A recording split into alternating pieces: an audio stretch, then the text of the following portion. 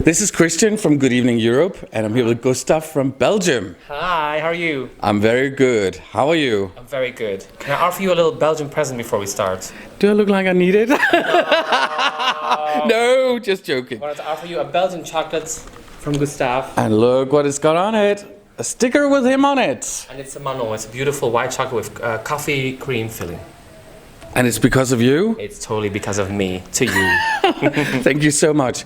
Tell us a little bit about your song. This is from the biggest fan media in Denmark, Good Evening Europe. Okay. Well, Because of You was written with a fellow queer artist called Tuat Alul, and the song is kind of about self-acceptance and celebrating who you are by thanking the people who brought you there. So it's not only about you, it's about your kind of tribe, your family, your chosen family. And I think as a queer person, we do that a lot. We do find a lot of people who think the same, who feel the same as you.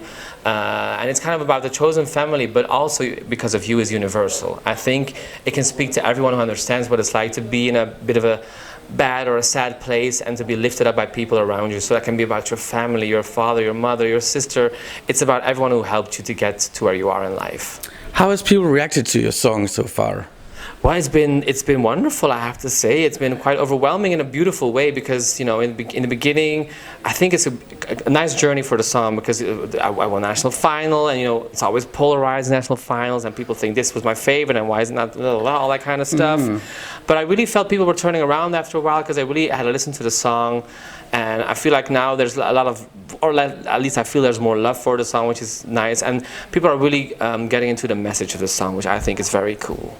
I think also it's a song that grows after the more you listen to it. Right. So maybe it's also because people have heard it a few times more that they react and say, hey, it's actually a very good song. Right. So that's beautiful. I love that. I love that. And I think this is the kind of songs that actually stay longer compared to the ones where you listen to them once and you're like, wow, I like this. Because actually I think your song is a grower. That's cool, that's cool. If it stays longer, I'm all for it. Yeah, of course, of course. Have you been excited about coming to Liverpool, and, you know, has there been changes to your staging and the show so far? Yes, well, we had the first rehearsal last Monday and then the other one on Thursday, and we changed a lot, well, not a lot, but quite a lot on Monday, like some camera work, some choreo, some staging itself, and Thursday we had our second rehearsal, and I really felt I was performing again because Monday was so much stuff to take care of and I wasn't sure about everything because we had to change stuff.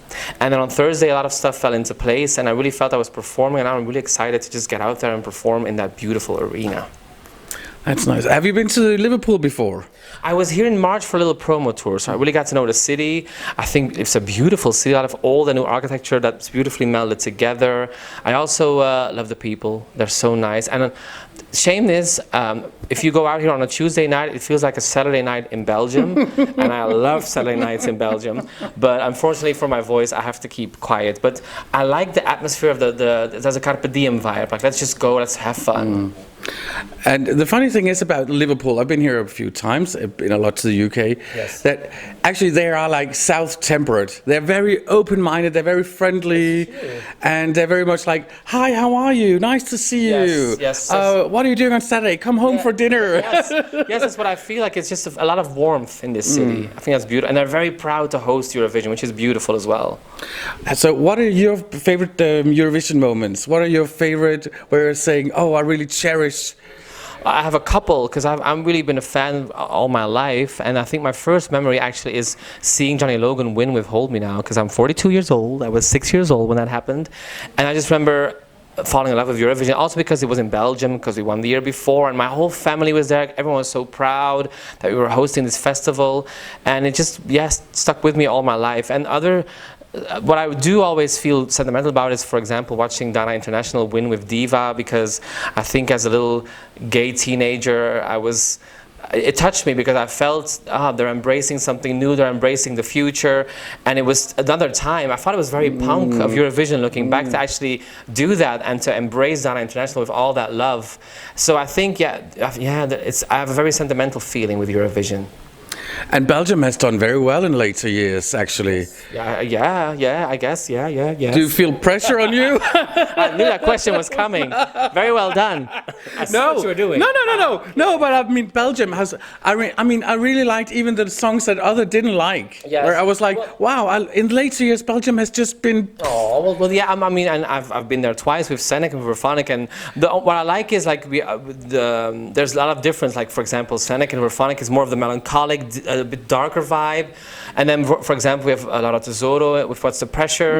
I think I kind of hang on to that kind of also, it's very positive and open. So I think we show a lot of diversity on the festival, and it's always kind of, unique in that sense, I think. And I loved Senek. I was like... I still think it's a shame she didn't get through to the final. I don't understand what happened at the semi-final. I don't understand it. That's the same for me goes also with Kate Ryan with Je t'adore. I still don't understand how that didn't go through, because that was a huge hit all over Europe afterwards. But that's the festival. Sometimes these things happen, and the shame is, I know it's a competition, but we shouldn't always maybe use the competition to look at the quality of songs. Exactly. And I was actually 2006 Je t'adore was my first year. I was live at Eurovision, and I was in love with Kate Ryan, and I was like, what? People were screaming in the audience. What's happening? I have no idea what happened there, but I forgot. Someone told me this recently. This was the time when they did like a semi-final for all the countries, so it was naturally a bloodbath. So maybe that's what happened. So maybe that's what happened. But Kate Ryan is a friend of mine, because Belgium is a small country, and I still think that was one of the weirdest things to ever happen. It was really weird. Yeah.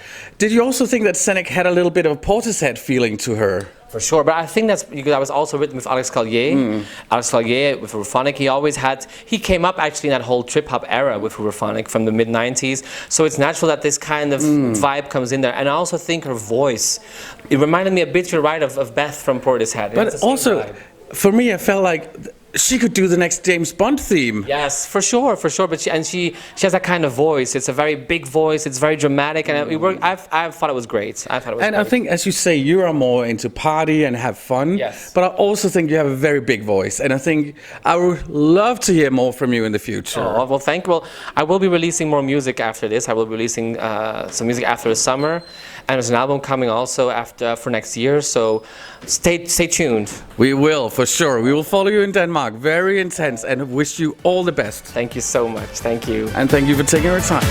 Pleasure.